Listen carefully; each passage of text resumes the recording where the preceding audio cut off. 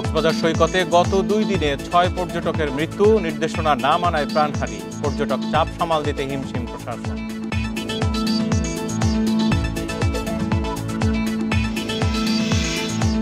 সিরাজগঞ্জে রবীন্দ্র কাছারি বাড়িতে হামলা ভাঙচুরের ঘটনায় মামলা দায়ের, অনির্দিষ্টকালের জন্য দর্শনার্থী প্রবেশ বন্ধ ঘোষণা।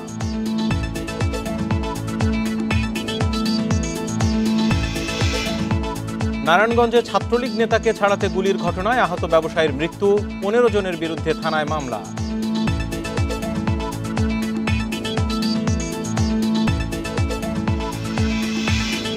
সঠিক তাপমাত্রায় ওষুধ রাখার ব্যবস্থা নেই সিলেটের বেশিরভাগ ফার্মেসিতে, রোগ সারার বদলে বাড়ছে ঝুঁকি।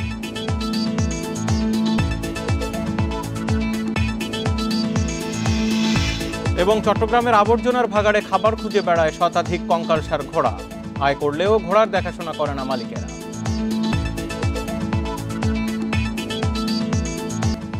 সমগ্র বাংলাদেশে স্বাগত, জাহিদুল বশর আছি আপনাদের সাথে। পর্যটকদের জন্য ঝুঁকিপূর্ণ হয়ে উঠেছে কক্সবাজার সৈকত। ঈদের ছুটিতে গত 2 দিনে সমুদ্রে ডুবে 3 পর্যটক সহ 6 জনের মৃত্যু হয়েছে। সংশ্লিষ্টরা বলছেন, নির্দেশনা না মেনে অনেকে সমুদ্রে যেখানে সেখানে নামছেন। সৈকতের অনেক স্থানে ভাঙন ও গুপ্ত খাল তৈরি হওয়ায় পানিতে নামার আগেই বিপদ টের পাচ্ছেন না পর্যটকেরা, আর এতেই প্রাণহানি ঘটছে। সোমবার রাজশাহী থেকে কক্সবাজারে বেড়াতে যান শাহিনুর দম্পতি। স্ত্রী ও 2 সন্তানকে নিয়ে কলাতলী সৈকতে নেমেছিলেন গোসলে। হঠাৎ কলেজ পড়ুয়া ছোট ছেলে সিফাত স্রোতে ভেসে যায়। উদ্ধারে ছুটে যান বাবা, কিন্তু দুজনে ফেরেন লাশ হয়ে। প্রশাসন জানায়, 2 দিনে সমুদ্র সৈকতে গোসলে নেমে মারা যায় 3 পর্যটক সহ 6 জন। যারা এই যে গার্ড আছে ওরা বারবারই টুরিস্টদের দৃষ্টি আকর্ষণ করছে যাতে নাকি তারা অনেক দূরে না যায়। তারা আসলে দূরে যাওয়াটা ঠিক না, কেননা দূরে অনেক রিস্ক। যারা জানে তাদের জন্য ঠিক আছে, যারা সাঁতার জানে তাদের জন্য ঠিক আছে, যারা না জানে এদের জন্য আসলে এখানে যাওয়াটা ঠিক না। নিরাপত্তা কর্মীরা বলছেন, ছুটির দিনে এত পর্যটক আসে যে সামাল দেয়া কঠিন। আমাদের যে সিসেফ লাইফগার্ডের যে নির্দেশনাগুলো আছে এবং হচ্ছে যে পয়েন্টগুলো আছে যেখানে পর্যটকরা গোসলে নামবেন, মূলত এই নির্দেশনাগুলো অধিকাংশ পর্যটকরা না জানার কারণে এবং ওই জায়গাগুলোতে গোসল না করার কারণে হচ্ছে এই দুর্ঘটনা হচ্ছে।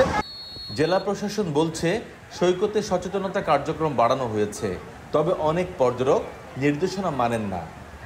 রাউন্ড দ্য ক্লক আমাদের যে বিচ কর্মী আছে, আমাদের লাইফগার্ড আছে, তারা কাজ করছে। কখনো কখনো আপনারা এসে হয়তো এই প্রান্তে দেখতে পাচ্ছেন না, কিন্তু সে কোথাও না কোথাও আপনি তাকে গিয়ে পাবেন। সিসেফ লাইফগার্ডের তথ্য মতে সমুদ্রে গোসলে নেমে গত 10 বছরে মারা গেছে 60 জন, জীবিত উদ্ধার হয়েছে 773 জন। তৌফিকুল ইসলাম, ইন্ডিপেন্ডেন্ট নিউজ, কক্সবাজার। সিরাজগঞ্জের শাহজাদপুরে রবীন্দ্র কাছারি বাড়িতে হামলা ও ভাঙচুরের ঘটনায় অনির্দিষ্টকালের জন্য দর্শনার্থী প্রবেশ বন্ধ করেছে কর্তৃপক্ষ। সকালে কাছারি বাড়ির মূল ফটকে এই বিষয়ে নোটিশ ঝুলিয়ে দেওয়া হয়েছে। এই ঘটনায় কর্তৃপক্ষ থানায় মামলা দায়ের করেছে। এর আগে মঙ্গলবার দুপুরে হামলা ও ভাঙচুরের পর কাছারি বাড়িতে তালা লাগিয়ে নিরাপদ স্থানে চলে যান কর্মকর্তা কর্মচারীরা। পুলিশ ও স্থানীয়রা জানিয়েছেন, রোববার বিকেলে এক দর্শনার্থীর সাথে কাছারি বাড়ির কর্মচারী ও কর্মকর্তার হাতাহাতির ঘটনা ঘটে। এ ঘটনাকে কেন্দ্র করে মঙ্গলবার দুপুরে কাস্টোডিয়ান সহ কর্মচারীদের শাস্তির দাবিতে মানববন্ধন অনুষ্ঠিত হয়। পরে মিছিল নিয়ে কাছারি বাড়িতে গিয়ে হামলা ও ভাঙচুরের ঘটনা ঘটে। গেট এবং গার্ড, আরেকটা রুম এবং মিলনায়তন এগুলো ভাঙচুর করছে আর কি। তো বিষয়টা আমরা খুবই মর্মাহত হলাম। কনস্ট্রাকশন ভাঙা কিংবা একটা জানালার কাজ ভাঙা কিংবা 2-1টা প্রয়োজনীয় জিনিস ক্ষতিগ্রস্ত করার মধ্যে তো এই সমস্যার সমাধানটা এইভাবে হয় না। তার মানে এখানে একটা নির্দিষ্ট কোনো উদ্দেশ্য ছিল। আমাদের কাস্টোডিয়ান সাহেব উনি মামলা করেছেন, এবং মামলা পরবর্তী ব্যবস্থা আমাদের থানা পুলিশ ওনারা ব্যবস্থা নেবেন। আমাদের রবীন্দ্র কাছারি বাড়ির যারা স্টাফরা আছেন ওনারা একটু ভীতও ছিলেন, কিন্তু এখন আইনশৃঙ্খলা পরিস্থিতি ভালো আছে এবং পরবর্তী কোনো জটিলতার সম্ভাবনা নেই। আরও বিস্তারিত জানবো এই মুহূর্তে সিরাজগঞ্জ থেকে সরাসরি রয়েছেন সহকর্মী দিলীপ কুমার গৌড়। দিলীপ, এই ঘটনায় কাদেরকে আসামি করা হয়েছে এবং দর্শনার্থীদের জন্য কাছারি বাড়ি খুঁড়ে দেওয়ার পরবর্তী সিদ্ধান্ত কি? আরেকটি বিষয়, কর্মকর্তাদের সাথে হাতাহাতির ঘটনাটি আসলে ঘটেছিল কেন? কর্তৃপক্ষের কোনো দোষ ছিল? গতকাল স্থানীয় জনতা ভাঙচুরের ঘটনা ঘটেছে। এই ভাঙচুরের ঘটনার পরে থেকে কিন্তু আসলে কালকে থেকেই রবীন্দ্র কাছারি বাড়ি দর্শনার্থীদের জন্য বন্ধ ছিল। আজকে সকালে কিন্তু আনুষ্ঠানিকভাবে রবীন্দ্র কাছারি বাড়ি দর্শনার্থীদের জন্য বন্ধ করে দেওয়া হয়েছে এবং আজকে সকালবেলা প্রত্নতত্ত্ব অধিদপ্তর থেকে একটি তদন্ত কমিটি এসেছিল এবং তারা এটি দেখে গেছে এবং 3 সদস্যের একটি তদন্ত কমিটি গঠন করা হয়েছে এবং 5 কার্য দিবসের মধ্যে তারা এই তদন্ত প্রতিবেদন জমা দিবে। পাশাপাশি রবীন্দ্র কাছারি বাড়ি যিনি কাস্টোডিয়ান আছেন হাবিবুর রহমান, তিনি কিন্তু আসলে এই ঘটনায় একটি মামলা দায়ের করেছেন সকালবেলা শাহজাদপুর থানায় এবং শাহজাদপুর থানার যে অফিসার ইনচার্জ আছে তিনি জানিয়েছেন যে আসলে এই ঘটনায় তদন্ত চলছে। আমরা যতটুকু জেনেছি এবং স্থানীয়দের কাছ থেকে জেনেছি যে আসলে মূলত রবিবারে একটি প্রবাসীকে নির্যাতন করা হয়েছিল, লাঞ্ছিত করা হয়েছিল। সেই ঘটনায় কিন্তু গতকাল বিক্ষোভ এবং মানববন্ধন করে এবং মানববন্ধন শেষে বিক্ষোভ মিছিল থেকে কিন্তু এই রবীন্দ্র কাছারি বাড়িতে হামলা করা হয় এবং স্থানীয় যারা সাংস্কৃতিক কর্মী আছে তাদের দাবি কিন্তু যে এই ঘটনায় একটি সুষ্ঠু তদন্ত করে যদি অডিটোরিয়াম বা কাছারি বাড়ি কর্তৃপক্ষ কর্মচারীরা দায়ী থাকে এবং যদি বহিরাগত যেই দায়ী থাকুক না কেন তাদের একটি সুষ্ঠু তদন্ত করে তাদের বিচার দাবি করেছেন এবং এই প্রত্নতত্ত্ব অধিদপ্তর পরিদর্শনের পরে কিন্তু কাস্টোডিয়ান আমাদেরকে জানিয়েছেন যে ঊর্ধ্বতন কর্তৃপক্ষ তারা যে ব্যবস্থা গ্রহণ করবে সেটি থাকবে এবং পাশাপাশি তিনি যে মামলা করেছেন সেই মামলার বিষয়টি গণমাধ্যম কর্মীদেরকে তিনি জানিয়েছেন। এই ছিল আমার কাছে সিরাজগঞ্জ রবীন্দ্র কাছারি বাড়ির সর্বশেষ তথ্য। রবীন্দ্র কাছারি বাড়ি বন্ধ এবং সংঘর্ষের ঘটনা বিস্তারিত জানছিলাম। নারায়ণগঞ্জের রূপগঞ্জে নিষিদ্ধ সংগঠন ছাত্রলীগ নেতাকে বাঁচাতে গিয়ে গুলির ঘটনায় আহত ব্যবসায়ী মামুন ঢাকা মেডিকেল কলেজ হাসপাতালে চিকিৎসাধীন অবস্থায় মারা গেছে। এই ঘটনায় নিহতের বড় ভাই বাদী হয়ে মামলা করেছেন। পুলিশ জানিয়েছে রূপগঞ্জ থানায় করা মামলায় 15 জনের নাম উল্লেখ সহ অজ্ঞাত আরও 13 জনকে আসামি করা হয়েছে। পুলিশ বলছে আসামিদের গ্রেপ্তারের অভিযান চালানো হচ্ছে। পুলিশ ও স্থানীয়রা জানিয়েছে 5 আগস্টের পর পলাতক ভুলতা ইউনিয়ন ছাত্রলীগের সাংগঠনিক সম্পাদক সাব্বির হোসেন খোকা সম্প্রতি এলাকায় ফেরেন। মঙ্গলবার বিকেলে স্থানীয়রা তাকে আটক করে। এ সময় তাকে ছাড়িয়ে নিতে গুলি ছোড়েন জেলা স্বেচ্ছাসেবক দলের আহ্বায়ক মাহবুবের ভাতিজা জাহিদুল ইসলাম বাবু। এতে স্থানীয় ব্যবসায়ী মামুন গুলিবিদ্ধ হন। পরে এলাকাবাসী ধাওয়া দিলে পালিয়ে যায় বাবু। গণধোলাই দিয়ে ছাত্রলীগ নেতা খোকাকে পুলিশের কাছে সোপর্দ করেন স্থানীয়রা।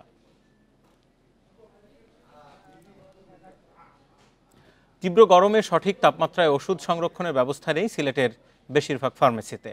ফলে গুণগত মান হারিয়ে অকার্যকর হয়ে পড়ছে জীবন রক্ষাকারী ওষুধ। বিশেষজ্ঞরা বলছেন এসব ওষুধ কিনে রোগীদের রোগ তো সারছেই না, বরং উল্টো মৃত্যুর ঝুঁকিতে পড়ছেন। আর ওষুধ প্রশাসন অধিদপ্তর বলছে ফার্মেসির তাপমাত্রা নিয়ন্ত্রণে তদারকির কাজ চলছে। দেশের বেশিরভাগ ওষুধ সংরক্ষণের তাপমাত্রা 12 থেকে সর্বোচ্চ 30 ডিগ্রি সেলসিয়াস, কিন্তু তাপমাত্রা ওঠানামা করছে 35 থেকে 40 ডিগ্রির মধ্যে। এই অবস্থায় ওষুধের কার্যকারিতা কমে যাওয়ার আশঙ্কা চিকিৎসকদের। সিলেট জেলায় ফার্মেসি 5200, এর মধ্যে মডেল ফার্মেসি মাত্র 13টি। এছাড়া বেশিরভাগ ফার্মেসিতেই নেই সঠিক তাপমাত্রায় ওষুধ সংরক্ষণের ব্যবস্থা। ফলে বাকি সবগুলোতে ওষুধের কার্যকারিতা নিয়ে তৈরি হয়েছে সংশয়। তাই ওষুধের মান নিয়ন্ত্রণে তদারকি বাড়ানোর দাবি রোগীদের। আসলে মেডিসিনগুলো মেনটেন করার জন্য যে তাপমাত্রার যে মেশিনগুলো প্রয়োজন, যেমন ফ্রিজ বা এসি, বেশিরভাগ ক্ষেত্রে দেখা যায় অনেক ফার্মেসিতে নাই। এক্সপায়ার্ড প্রোডাক্ট হতে পারে টেম্পারেচারের কারণে সেটা গুণগত মান নষ্ট হয়ে গিয়েছে। তখন আপনি যদি কোনো আইনের আশ্রয় নিতে চান, তখন তো যে দোকানের লাইসেন্স নাই তাকে কিভাবে আপনি এই ব্যাপারে ধরতে পারবেন কিংবা বলতে পারবেন? বিশেষজ্ঞরা বলছেন সঠিক তাপমাত্রা নিয়ন্ত্রণ না করলে ওষুধের কার্যকারিতা কমে যাওয়ার আশঙ্কা থাকে। সঠিক তাপমাত্রায় সংরক্ষণ না করা ওষুধ ক্ষতি হতে পারে। নট অনলি ইলেকট্রিসিটি, যে কন্টিনিউয়াস ব্যাকআপ আছে কিনা। একটা ফ্রিজের রাখলো বললো আছে, কিন্তু 8 ঘন্টা কারেন্ট না থাকলে সেই ফ্রিজের ওষুধটা নষ্ট হয়ে যাবে। সেগুলো প্রপারলি মেনটেন হয় কিনা। ওষুধ প্রশাসন অধিদপ্তর দাবি করছে ফার্মেসিগুলোতে গুণাগুণ নিশ্চিতে তদারকি বাড়ানো হয়েছে। নিয়মিত অভিযানও চলছে। শীতাতপ নিয়ন্ত্রণের ব্যবস্থা রাখার আমরা উৎসাহিত করি যেন এটা করা হয়। আমাদের দেশে আর্থসামাজিক প্রেক্ষাপটে এটা সবসময় সম্ভব হয় না। এছাড়াও যেসব ফার্মেসিতে সম্ভব হয় না সেক্ষেত্রে আমরা নির্দেশনা দেই যে পর্যাপ্ত সংখ্যক যেন ফ্যানের ব্যবস্থা থাকে। দেশের ভ্যাকসিন জাতীয় ওষুধ 4 থেকে 8 ডিগ্রি, অ্যান্টিবায়োটিক 12 থেকে 20 ডিগ্রি এবং অন্য ওষুধের স্বাভাবিক তাপমাত্রা 25 থেকে 30 ডিগ্রি সেলসিয়াস। এর ব্যতিক্রম হলেই ওষুধ কার্যকারিতা হারায়। Independent news. চট্টগ্রামের বিভিন্ন এলাকায় আবর্জনার ভাগাড়ে ঘুরে বেড়াচ্ছে কয়েকশো ঘোড়া। বেআইনিভাবে ঘোড়ার বাণিজ্যিক ব্যবহার হলেও তাদের খাবার ও স্বাস্থ্য সুরক্ষার বিষয়ে একেবারেই উদাসীন মালিকরা। অবলা প্রাণীর প্রতি এমন আচরণ প্রাণী সুরক্ষা আইনের সুস্পষ্ট লঙ্ঘন বলছেন প্রাণী রক্ষাকারী সংগঠনের সদস্যরা। চট্টগ্রামের পাহাড়তলী ওয়ারলেস এলাকার দৃশ্য এটি। খাবারের সন্ধানে ঘুরছে 10 থেকে 12টি ঘোড়া। ঠিকমতো খাবার না পাওয়ায় কঙ্কালসার এসব প্রাণী। স্থানীয়রা বলছেন, ঘোড়া দিয়েই চলে সমুদ্র সৈকতে মানুষকে আনন্দ দেওয়ার কাজ। ব্যবহার হয় বিয়েতে বরকনে টানানোর কাজেও। এসব ঘোড়া দেখে বেওয়ারিশ মনে হলেও এদের মালিক আছে। তবে প্রাণীগুলোর স্বাস্থ্য সুরক্ষা ও খাবারের বিষয়ে তেমন দায়িত্বশীল মনে হয় না তাদের। অযত্নে অবহেলায় যেভাবে খাচ্ছে, এগুলোর উপর অনেক ধরনের আপনার নিষ্ঠুরতাও করতেছে অনেকজনে দেখলাম। মানুষের সহাবস্থানে যদি এটাকে সুন্দরভাবে আরও যত্নশীলভাবে পালা যদি যায়, তাইলে যে কোনো প্রাণী বা আপনি ঘোড়ার কথা বলতেছেন, ঘোড়ার জন্য ভালো। ঘোড়াগুলো দেখা যাচ্ছে তারা শারীরিকভাবে খুব আনফিট, তাদেরকে পর্যাপ্তভাবে খাবার দেওয়া হয় না, ভাইটামিন মিনারেলস, তাদের ফুডের যে ডায়েট চার্টটা মেনটেন করা উচিত সেগুলো মালিকরা করে থাকেন না। যতক্ষণ এসব ঘোড়া কর্মক্ষম থাকে ততক্ষণ তাদের দিয়ে করানো হয় কঠিন সব কাজ। এমন আচরণ প্রাণী কল্যাণ আইনের সুস্পষ্ট লঙ্ঘন বলছেন পশুপ্রেমীরা। পর্যাপ্ত খাবার দেওয়ার দরকার, চিকিৎসা করা দরকার, এগুলো যেহেতু করছে না, সংশ্লিষ্ট দপ্তরকে আমরা বিনীত অনুরোধ জানাচ্ছি, সরকারকে বিনীত অনুরোধ যাচ্ছি এদের বিরুদ্ধে, মালিকগুলোর বিরুদ্ধে আইনি পদক্ষেপ নেওয়ার জন্য। তবে নানা সীমাবদ্ধতার কারণে এসবের বিরুদ্ধে ব্যবস্থা নেওয়া সম্ভব হচ্ছে না বলে জানালেন প্রাণী সম্পদ কর্মকর্তা। কেউ যদি প্রাণীকে নিষ্ঠুরতা করে, কেউ যদি প্রাণীকে ঠিকমতো খাবার না দেয়, অমানবিক পরিশ্রম করে এবং দেখা যাচ্ছে যে তাদের প্রতি নিষ্ঠুর আচরণ করে, তাহলে কিন্তু আমাদের প্রাণী কল্যাণ আইনে তাদেরকে কিন্তু এগুলো শাস্তিযোগ্য অপরাধ। এবং এই প্রাণী কল্যাণ আইনে দেখা যাচ্ছে যে আমাদের 5,000 টাকা জরিমানা থেকে শুরু করে 2 বছরের কারাদণ্ড হতে পারে। চট্টগ্রাম নগরীতে এমন অসহায় ঘোড়ার সংখ্যা কয়েকশো বলে জানিয়েছেন পরিবেশ আন্দোলনের কর্মীরা। Ahsan Riton, Independent News, Chittagong. পরিবারের সাথে ঈদ উদযাপন শেষে বিভিন্ন জেলা থেকে ঢাকায় ফিরছেন কর্মজীবী মানুষ। তবে পোশাক কারখানা এখনও বন্ধ থাকায় উত্তরবঙ্গ থেকে গাজীপুর ও ঢাকায় ফেরা মানুষের সংখ্যা খুব বেশি নয়। তাই ঢাকা টাঙ্গাইল ও ঢাকা ময়মনসিংহ মহাসড়কের কোথাও কোনো যানজট দেখা যায়নি।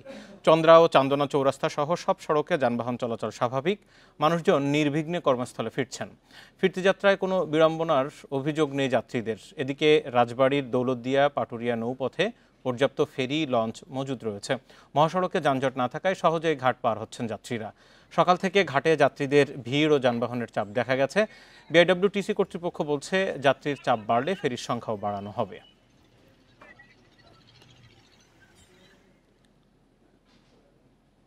পাবনার ঈশ্বরদীতে থেমে থাকা মোটরসাইকেলে কাভার্ড ভ্যানের ধাক্কায় মা মেয়ে সহ 3 জনের মৃত্যু হয়েছে, আহত 1 জন। সকাল 7টার দিকে দাসুরিয়া কুষ্টিয়া মহাসড়কের মীর কামারি মুন্নার মোড় এলাকায় এই দুর্ঘটনা ঘটে। পুলিশ বলছে, অবসরপ্রাপ্ত বিজিবি সদস্য মফিজুর রহমান শ্বশুরবাড়ি কুষ্টিয়া থেকে স্ত্রী সন্তান নিয়ে মোটরসাইকেলে নাটোরের বাড়িতে ফিরছিলেন। পথে লিচু কেনার জন্য ঈশ্বরদীতে থামেন। এ সময় পেছন থেকে একটি কাভার্ড ভ্যান ধাক্কা দেয়। এতে ঘটনাস্থলে সুবর্ণা খাতুন, মেয়ে পূর্ণতা ও লিচু বিক্রেতা আনিসুর রহমান মারা যান। স্থানীয়রা কাভার্ড ভ্যানটি জব্দ করলেও চালক পালিয়ে গেছে।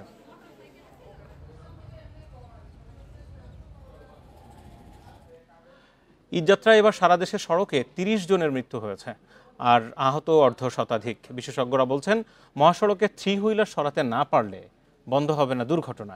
এবার ঈদযাত্রায় লম্বা ছুটি ঘোষণার পরেও মহাসড়কে অব্যবস্থাপনা ও পশুর হাটের কারণে যানজটে ভোগান্তি পোহাতে হয় বলছেন বিশেষজ্ঞরা। এবারের ঈদুল আজহায় 10 দিনের লম্বা ছুটি দেয় সরকার। ঢাকা ছাড়তে ভোগান্তি এড়াতে দেয়া এই ছুটির বাস্তব চিত্র ছিল প্রায় বিপরীত। রেল বা লঞ্চের চেয়ে সড়কেই ছিল বেশি ভোগান্তি। ময়মনসিংহ ও উত্তরবঙ্গের দিকে যাত্রায় বেশ ভোগান্তি হয়েছে যাত্রীদের। যানজটে নাকাল হয়েছে ওইসব রুটের মানুষ। রোড সেফটি ফাউন্ডেশন বলছে, সড়কের উপর হাট ও ট্রাফিক অব্যবস্থাপনার কারণেই ভোগান্তি। কুরবানির পশুর হাট, তারপর ছুটির বিন্যাসের সমস্যা, এই 3টা কারণে এবারে ঈদযাত্রা একেবারেই অস্বস্তিকর হয়ে গেছে। সড়ক পথের মানুষগুলোকে নৌ পথে নিতে হবে, সড়ক পথের মানুষগুলোকে রেল পথে নিতে হবে, কারণ রেল এবং নৌ হলো সবচেয়ে টেকসই। এবারের ঈদ যাত্রায় সড়ক দুর্ঘটনায় মারা গেছেন অন্তত 30 জন। এর মধ্যে ঈদের আগের দিন শুক্রবারই মারা গেছেন 20 জন। বিশেষজ্ঞরা বলছেন, সড়কে 3 হুইলার সরানো না গেলে বন্ধ হবে না দুর্ঘটনা। তো এই সমস্ত জায়গাগুলোতে যদি আমরা থ্রি হুইলারকে রোধ করতে না পারি, মহাসড়কে বা ব্যাটারিচালিত রিক্সাকে যদি আমরা নিয়ন্ত্রণ করতে না পারি, তাহলে কিন্তু দেখা যাবে যে এই সিচুয়েশনটা ভালো হওয়ার কোনো সুযোগ নেই। অতিরিক্ত যাত্রী চাহিদা মেটাতে অনেক লোকাল ভেহিকেল চলে আসে রাস্তায়। যে বাসগুলো আমার হয়তো ঢাকা শহরে চলতো বা শহরতলিতে চলতো, তারা দেখা যায় লং ডিস্টেন্সে ট্রাভেল করে, এই গাড়িগুলো দুর্ঘটনা ঘটায়। এবং যে চালকরা দেখা যাচ্ছে টানা ট্রিপ দিতে দিতে এতটাই ক্লান্ত হয়ে যায়, তারা তখন বেপরোয়া আচরণ করে। ফিরতি যাত্রার আগে লম্বা ছুটি থাকায় দুর্ঘটনা ও ভোগান্তি কমবে বলে আশা বিশেষজ্ঞদের। বন ইবনে কামাল, ইন্ডিপেন্ডেন্ট নিউজ, ঢাকা। মারধরের অভিযোগে কুষ্টিয়ায় সড়ক অবরোধ করে বিক্ষোভ করেছে ট্রাক চালক ও শ্রমিকরা। জেলার বটতলা বাইপাস মোড় এলাকায় প্রায় 3 ঘন্টা অবরোধের জেরে ভোগান্তিতে পড়েন যাত্রী চালক। শ্রমিকরা বলছেন, বেলা 12টার দিকে কুষ্টিয়া শহরের ঘোড়ারঘাট এলাকায় পূর্ব শত্রুতার জেরে মোটর শ্রমিক শহীদুল, খোয়াজ ও সাবুকে মারধর করে এলাকাবাসী। পরে তাদের আহত অবস্থায় কুষ্টিয়া জেনারেল হাসপাতালে ভর্তি করা হয়। খবর ছড়িয়ে পড়লে দুপুর 1টার দিকে ট্রাক শ্রমিকরা কুষ্টিয়ার বটতইল বাইপাস মোড় এলাকায় সড়ক অবরোধ করে। এ সময় কুষ্টিয়া থেকে খুলনা ও রাজশাহীগামী যান চলাচল বন্ধ হয়ে যায়। পরে প্রশাসনের আশ্বাসে বিকেল 4টার দিকে অবরোধ তুলে নিলে স্বাভাবিক হয় যান চলাচল।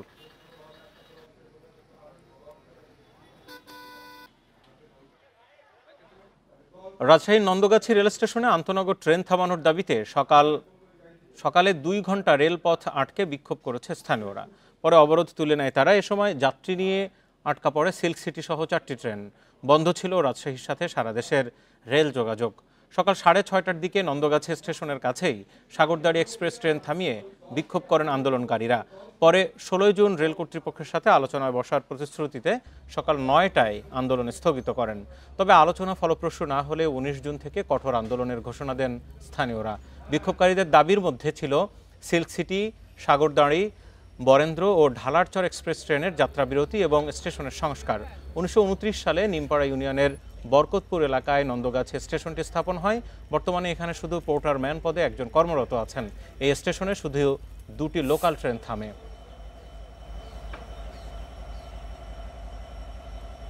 এখানে ট্রেন অনেকদিন যাবতীয় থামে না, তো এখানে না থামার কারণে এলাকা চারঘাটবাড়ির জনস্বার্থে একটা আন্দোলনের ডাক দেওয়া হয়। যদি 16 তারিখে ওরা বসার পরে ওরা যদি না মানে, সেক্ষেত্রে আমরা আবার 19 বা 18-19 তারিখে আমরা আবার কঠোর আন্দোলনে আসবো। দেশে করোনা সংক্রমণ বাড়ায় শিগগিরই হাসপাতালগুলোতে চালু হবে করোনা পরীক্ষা। এই তথ্য দিয়েছেন স্বাস্থ্য অধিদপ্তরের মহাপরিচালক অধ্যাপক ডাক্তার মোহাম্মদ আবু জাফর। দুপুরে স্বাস্থ্য অধিদপ্তরের সংবাদ সম্মেলনে এই কথা বলেন। এ সময় করোনা নিয়ে আতঙ্কিত না হয়ে সবাইকে সতর্ক থাকার পরামর্শ দেন মহাপরিচালক। জনসমাগম এড়িয়ে চলা, মাস্ক ব্যবহার করার আহ্বান জানান অধ্যাপক ডাক্তার মোহাম্মদ আবু জাফর। জানান, সরকারি হাসপাতালগুলোতে শিগগিরই করোনা পরীক্ষার কিট পৌঁছানো হবে। করোনার বিস্তার রোধে পরীক্ষার সরঞ্জাম বাড়ানো ও টিকা শুরুর কথা বলেছে স্বাস্থ্যবিদেরা। স্বাস্থ্য অধিদপ্তরের তথ্য মতে এপ্রিলে 23 জন করোনা আক্রান্ত হয়েছেন। মে মাসে এই সংখ্যা দাঁড়ায় 86 জনে, আর জুনের প্রথম 8 দিনে আক্রান্ত হয়েছে 36 জন। 10,000 আরটিপিসিআর অ্যান্টিজেন কিট আজকে আমরা পাবো এবং আমরা অন্যান্য আন্তর্জাতিক সংস্থার সাথে অলরেডি যোগাযোগ করেছি। মন্ত্রণালয়ের মাধ্যমে বিভিন্ন আমাদের বন্ধু দেশের সাথে আমরা যোগাযোগ করছি। আমরা আশা করছি কিটের কোনো সমস্যা হবে না ইনশাল্লাহ। এপিএস মোয়াজ্জেম এত দুর্নীতি করলেন অথচ উপদেষ্টা আসিফ মাহমুদ কিছুই জানতেন না, এটা কিভাবে সম্ভব? এমন প্রশ্ন তুলেছেন গণ অধিকার পরিষদের সাধারণ সম্পাদক রাশেদ খান। উপদেষ্টা আসিফ মাহমুদের বিরুদ্ধে তদন্তের দাবি জানিয়েছেন। বুধবার সকালে ঝিনাইদহে সাংবাদিকদের সাথে মতবিনিময়ে রাশেদ এই দাবি করেন। ছাত্র জনতার আন্দোলনের মাধ্যমে এই সরকার গঠন হয়েছে উল্লেখ করে রাশেদ খান মন্তব্য করেন, সরকার এককভাবে অনেক সিদ্ধান্ত নিচ্ছে যা গ্রহণযোগ্য নয়।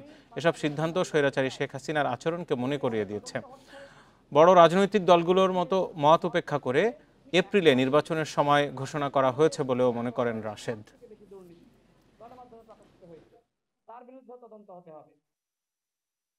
আমি সরকারের কাছে দাবি রাখতে চাই, যেমনি ভাবে তদন্ত হচ্ছে এপিএস মোয়াজ্জেমকে নিয়ে, ঠিক একইভাবে আসিফ মাহমুদের মন্ত্রণালয়ে সবথেকে বেশি দুর্নীতি গণমাধ্যমে প্রকাশিত হয়েছে, তার বিরুদ্ধে তদন্ত হতে হবে। কুড়িগ্রামে ব্রহ্মপুত্রের ভাঙনে 2 সপ্তাহে গৃহহীন হয়েছে 4 উপজেলার শতাধিক পরিবার। ভুক্তভোগী এসব মানুষ বাঁধ ও রাস্তায় আশ্রয় নিয়েছে। দেখা দিয়েছে কাজ ও খাবারের সংকট। স্থানীয়রা জানিয়েছে চিলমারির কড়াই, বরিশাল, শাখাহাতি অষ্টমীর চর, উলিপুরের বেগমগঞ্জ, রৌমারীর সুখেরবাতি ও রাজীবপুরের কোদালকাঠি সহ কয়েকটি স্পটে ভাঙনের তীব্রতা বেড়েছে। এর মধ্যে শতাধিক পরিবার গৃহহীন হয়েছে। সাবমেরিন কেবল ক্ষতিগ্রস্ত হওয়ায় বিদ্যুৎ সংযোগ বিচ্ছিন্ন হওয়ার আশঙ্কায় 4 শতাধিক গ্রাহক। হুমকির মুখে ফসলি জমি, শাখাহাতি কমিউনিটি ক্লিনিক, মাদ্রাসা সহ অসংখ্য স্থাপনা।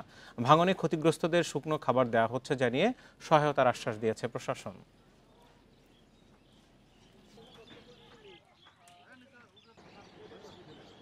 আমি এই যে বাড়ি সকালে এসে ভাঙলাম, এখন আমরা খাবো কি, এটা আমার পরিস্থিতি নাই, কোনো সরকারি লোক কোনো পরিস্থিতি নেওয়া নাই।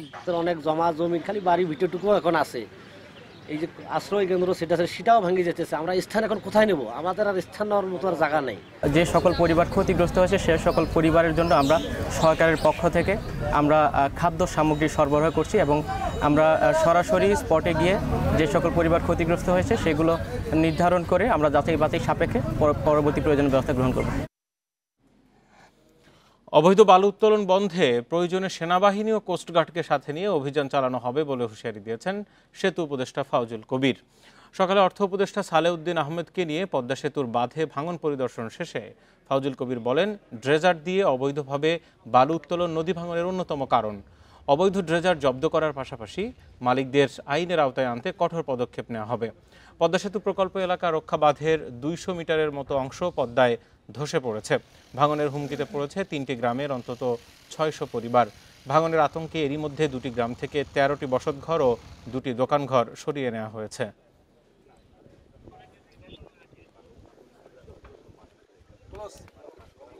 ড্রেজারগুলোকে দখল করে নিতে হবে, ইম্পাউন্ড করতে হবে এবং সেগুলোকে ইম্পাউন্ড করে এইসব মালিকদের বিরুদ্ধে মামলা দিতে হবে। এবং এইটা যদি বন্ধ না করা যায় তাহলে আমরা এখানে ইন্টারভেনশন করে এই সমস্যার সমাধান হবে। যমুনার পাড়ে টাঙ্গাইলের গাবসারা ইউনিয়ন পরিষদের নিজস্ব ভবন নেই প্রায় 30 বছর। বেশ কয়েকটি ছোট বড় চর নিয়ে ইউনিয়নটি গঠিত। অস্থায়ী ইউপি কার্যালয় যমুনার অপর পাড়ে হওয়া এখানকার বাসিন্দাদের যেতে হয় নদী পেরিয়ে। এতে ভোগান্তির পাশাপাশি খরচ হচ্ছে বাড়তি টাকা আর সময়। টাঙ্গাইলের ভুয়াপুর উপজেলা থেকে বিচ্ছিন্ন গাবসারা ইউনিয়ন সব মৌসুমেই আসা যাওয়া করতে হয় যমুনা নদী পাড়ি দিয়ে। নদীর পূর্ব পাশে অস্থায়ী ঘরে চলছে ইউনিয়ন পরিষদের কার্যক্রম। জন্মসনদ, ভোটার আইডি থেকে শুরু করে সরকারি অনুদান সহ নানা কাজে স্থানীয়দের যেতে হয় নদীর ওপারে। আসা যাওয়া কষ্ট, নৌকা ভাড়া, নদী পার অনেকে গোবিনাথ করতে গাইছি, 10 চাল দিব বলে চাইলে নিয়ে গাইছি। আমার বেটা পুত্র নাই, কিছু না। বর্ষা মৌসুমে 1-1.5 ঘন্টার পথ পাড়ি দিতে ভাড়া গুনতে হয় 20 থেকে 50 টাকা। অন্যদিকে শুকনো মৌসুমে ভোগান্তির ভিন্ন রূপ। শুকিয়ে যাওয়া চরে অনেকটা পথ হেঁটে উঠতে হয় নৌকায়। আমার একটা চেয়ারম্যানের কাছে একটা কাগজের দরকার, জানো গোবিন্দ সে পারে 50 টাকা খরচ করে নৌকা ভাড়াতে যাইতে হয়। এই জন্য সকল দিক দিয়ে অসুবিধা। আমাদের ইউনিয়ন পরিষদটা আমাদের চরের মধ্যেই হোক, এটা আমরা মনে প্রাণে চাই। 30 বছর আগে গাবসারা রামপুরে ইউনিয়ন পরিষদ ভবন নদী ভাঙনে বিলীন হয়ে যায়। তারপর অস্থায়ী কার্যালয়টি করা হয় ভাড়া করা টিনের ঘরে। আমার ইউনিয়ন এখন বর্তমানে স্থায়ী অবস্থা আছে প্রত্যেকটা গ্রামে 40-50 বছর। যদি সরকারি বরাদ্দটা চরেই দেয় তাহলে চরে ইউনিয়ন পরিষদ ভবন করতে পারবো। চরে ইউনিয়ন পরিষদ ভবন করলে আমার এই 40,000 লোক এত উপকৃত হব সেটা আমি ভাষা প্রকাশ করতে পারি না। জনভোগান্তি বিবেচনায় নিয়ে গাবসারা ইউনিয়ন পরিষদ ভবন নির্মাণের আশ্বাস কর্মকর্তাদের। প্রয়োজনীয় জমি না থাকায় সেটা এখনো করা সম্ভব হয়নি। উপজেলা নির্বাহী অফিসার এবং সংশ্লিষ্টদের নির্দেশনা দেওয়া হয়েছে উপযোগী জমি খুঁজে বের করতে। জমি খুঁজে পেলে সেখান থেকে প্রস্তাব পেলে আমরা স্থানীয় সরকার বিভাগে প্রেরণ করে নতুন ইউনিয়ন পরিষদ তৈরির প্রয়োজনীয় ব্যবস্থা করব। কৃষি নির্ভর এই ইউনিয়নে 40,000 মানুষের বসবাস। Independent news. এবার ঈদের লম্বা ছুটিতে পরিবার পরিজন নিয়ে কিশোরগঞ্জের হাওর অঞ্চলে ছুটছেন ভ্রমণ পিপাসুরা। প্রতি বছর এ মৌসুমে নৌকায় চড়ে হাওরের সৌন্দর্য দেখতে দেশের বিভিন্ন প্রান্ত থেকে হাওরে ছুটে যান পর্যটকরা। এবার মৌসুমের শুরুতেই যুক্ত হয়েছে ঈদের আনন্দ, তাই প্রতিদিনই পরিবার পরিজন নিয়ে হাওরে ঘুরতে যাচ্ছে হাজারো মানুষ। বর্ষার শুরুতেই অথই জলরাশি আর নীল আকাশ মিলিয়ে হাওরের প্রাকৃতিক সৌন্দর্য দেখে মুগ্ধ দর্শনার্থীরা। এছাড়া জেলার নিকলি, বালিখলা, ইটনা, মিঠামইন, অষ্টগ্রাম, অল ওয়েদার সড়কের 0 পয়েন্ট ও ব্রিজগুলোতে ভিড় বেড়েছে। হাওরে ঘুরতে যাওয়া পর্যটকদের জন্য বাড়তি নজরদারি করছে স্থানীয় প্রশাসন। অল ওয়েদার সড়ক সহ বিভিন্ন পয়েন্টে মোতায়েন করা হয়েছে পর্যাপ্ত পুলিশ, নৌ পুলিশ ও সেনা সদস্যদের।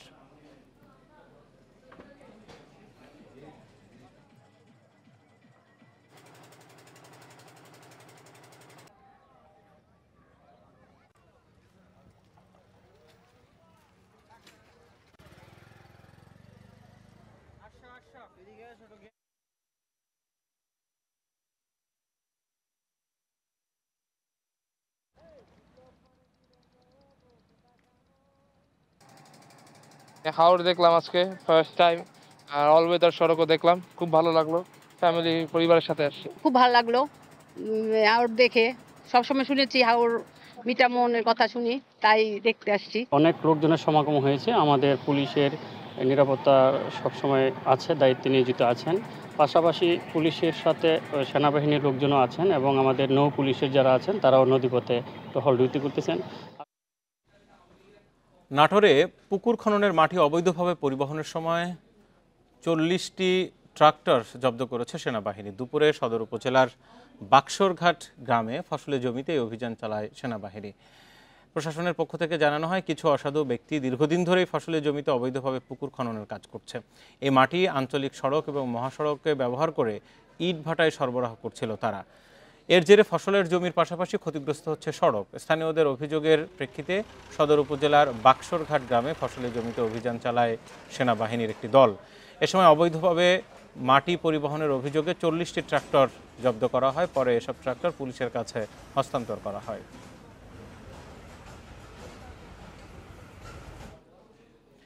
চাঁপাইনবাবগঞ্জের গোবরতলা ইউনিয়নে ভিজিএফের চাল না পাওয়ায় মানববন্ধন করেছেন ভুক্তভোগীরা।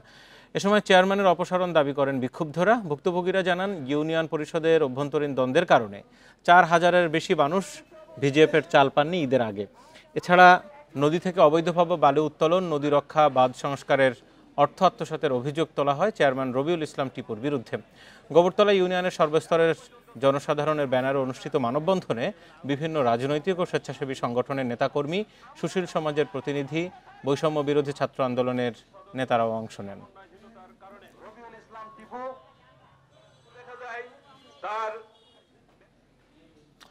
ঝিনাইদহে সাপের কামড়ে এক কিশোরীর মৃত্যু হয়েছে। রাতে সদর উপজেলার পাকা গ্রামে সাপে কাটার ঘটনা ঘটে। স্বজনরা বলছেন, 8ম শ্রেণীতে পড়ুয়া রাবেয়াকে নিজ ঘরে রাতে 8:30টার দিকে সাপ ছোবল দেয়। প্রথমে পরিবারের লোকজন তাকে স্থানীয় ওঝার কাছে নিয়ে যায়। সেখানে তার শারীরিক অবস্থার অবনতি হলে রাত 12:30টার দিকে সদর হাসপাতালে ভর্তি করা হয়।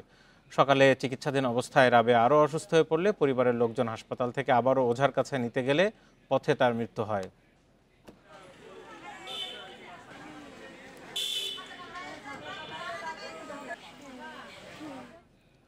মানিকগঞ্জের হরিরামপুরের ঝিটকা বাজারে আগুনে পুড়ে গেছে 7টি দোকান।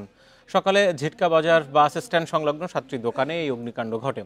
ফায়ার সার্ভিস ও স্থানীয়রা বলছেন, বৈদ্যুতিক মিটার থেকে প্রথমে আগুনের সূত্রপাত হয়, মুহূর্তে তা ছড়িয়ে পড়ে। এতে ফার্মেসি ও সেলুন সহ 7টি দোকানে আগুন লাগে। খবর পেয়ে ঘটনাস্থলে গিয়ে 1 ঘন্টার চেষ্টায় আগুন নিয়ন্ত্রণে আনে ফায়ার সার্ভিস। আগুনে প্রায় 1.5 কোটি টাকা ক্ষতি হয়েছে দাবি দোকান মালিকদের।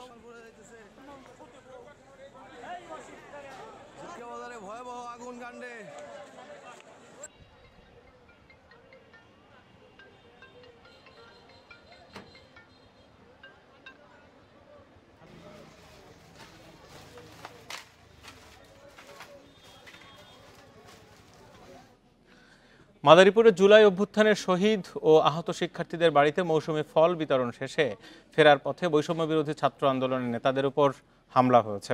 এই ঘটনায় গুরুতর আহত 2 জনকে হাসপাতালে ভর্তি করা হয়েছে। মঙ্গলবার রাতে রাজৈর উপজেলার কাছেই গোপালগঞ্জের মুকসুদপুরের ছাগলছিড়া এলাকায় এই ঘটনা ঘটে। পুলিশ জানিয়েছে, বৈষম্য বিরোধী ছাত্র আন্দোলনের একটি দল রাজৈরের শহীদ ও আহত শিক্ষার্থীদের বাড়িতে ফল বিতরণ করে শহরে ফিরছিলেন। পথে রেস্তোরাঁয় বিরতির সময় তাদেরকে লক্ষ্য করে কটূক্তি করে একটি বাসের শ্রমিকরা। এর প্রতিবাদ করলে দুপক্ষের মধ্যে কথা কাটাকাটি হয়। এক পর্যায়ে শ্রমিকরা ছাত্রনেতাদের উপর লাঠিসোঁটা নিয়ে হামলা চালায়। তবে স্থানীয়রা এগিয়ে এলে পালিয়ে যায় হামলাকারীরা। হামলাকারীদের বিরুদ্ধে আইনি ব্যবস্থার আশ্বাস দিয়েছে পুলিশ।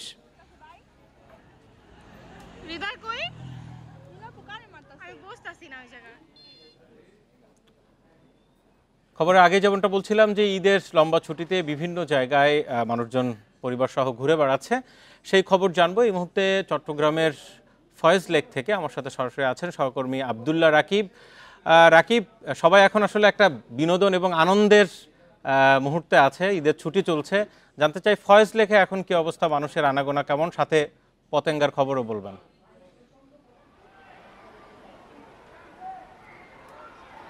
যে ঈদের যে লম্বা 9 দিনের যে ছুটি, সেই ছুটির পঞ্চম দিন চলছে বলা চলে, ঈদের পরের পঞ্চম দিনে আমরা নগরীর যে বিনোদন কেন্দ্রগুলো দেখছি সেখানে মানুষজনের উপচে পড়া ভিড়, মানুষজন আসছে পরিবার পরিজন নিয়ে। বিশেষ করে এই লম্বা ছুটিতে চট্টগ্রামের যে তাপমাত্রা সেটিও কিছুটা মানুষের উষ্ণতা ছড়াচ্ছে, ফলে মানুষ এই উষ্ণতার মধ্যে কেউ নগরীর যে পতেঙ্গা সমুদ্র সৈকত সেখানে যাচ্ছেন, পাশাপাশি যে বাণিজ্যিক বিনোদন কেন্দ্রগুলো রয়েছে সেই বাণিজ্যিক বিনোদন কেন্দ্রগুলোতেও আসছেন পরিবার পরিজন নিয়ে। আমরা শুধু চট্টগ্রাম নগরীর বাসিন্দারা নয়, আমরা দেখেছি আশেপাশের যে উপজেলাগুলো রয়েছে সেই উপজেলাগুলো থেকেও বিশেষ করে শিশুরা তাদের যে বিনোদনের অভাব থাকার কারণে এই কেন্দ্রগুলোতে পরিবার পরিজন নিয়ে ছুটে আসছেন। এবং এখানে আমরা দেখছি এখন চট্টগ্রাম নগরীর যে ফয়েজ লেকের সি ওয়ার্ল্ড রয়েছে, অর্থাৎ পানির যে পার্ক করা হয়েছে, কৃত্রিম যে পার্কটি, সেই পার্কে দর্শনার্থীরা আসছেন, তারা আনন্দ উপভোগ করছেন। যে ঈদের যে আমেজ, ছুটির যে আমেজটি রয়েছে তার মধ্যে যে তীব্র গরম রয়েছে, সেই গরমের মধ্যে কিছুটা স্বস্তি পেতে এই পানির পার্কটিতে আসছেন এবং তারা ঘুরছে ফিরছেন, এখানকার যে রাইডগুলো আছে সেই রাইডগুলোতে চড়ছেন। এবং তারা এখানকার যে কর্তৃপক্ষ তারা বলছেন যে ঈদের যে সময়টুকু থাকে, যে সময়টা জুড়ে বন্ধ থাকে, ছুটির আমেজ থাকে, সে সময় সাধারণ সময়ের চেয়ে প্রায় 2 থেকে 3 গুণ মানুষ এই পার্কগুলোতে আসে এবং বিনোদন কেন্দ্রগুলোতে ভিড় জমায়। চট্টগ্রাম নগরীর শুধুমাত্র এই পার্কটি নয়, এছাড়া রয়েছে চিড়িয়াখানা সহ অন্যান্য যে কেন্দ্রগুলো রয়েছে সেখানেও আসছেন শিশুরা এবং পরিবার পরিজন নিয়ে এখানকার যে বিনোদন কেন্দ্রগুলোতে সেখানে উপভোগ করছেন। আমরা নগরীর যদি পতেঙ্গা সমুদ্র সৈকতের কথাও বলি, সেখানে হয়তোবা সেখানে যে প্রাকৃতিক যে সৌন্দর্য সেখানেও দর্শনার্থীরা আসছেন এবং বিশেষ করে বিকেল থেকে শুরু করে রাত অবধি পর্যন্ত সেখানকার মানুষজন আনাগোনা থাকছে এবং যে প্রাকৃতিক সৌন্দর্য সেটি উপভোগ করছেন। আমরা এখন যে পার্কটিতে রয়েছি সেখানে একটা বিষয়, অনেকে চট্টগ্রামের অনেকেই এই কথাটা বলেন, বিশেষ করে ফয়েজ লেকের অনেক রাইডগুলো বেশ মূল্য তালিকাও বেশ ভারী, তাছাড়া সব মিলে টিকিট এই সমস্ত মিলে ওখানে আসলে এই খরচের পরিমাণটা একটু বেশি, আসলে কি তাই?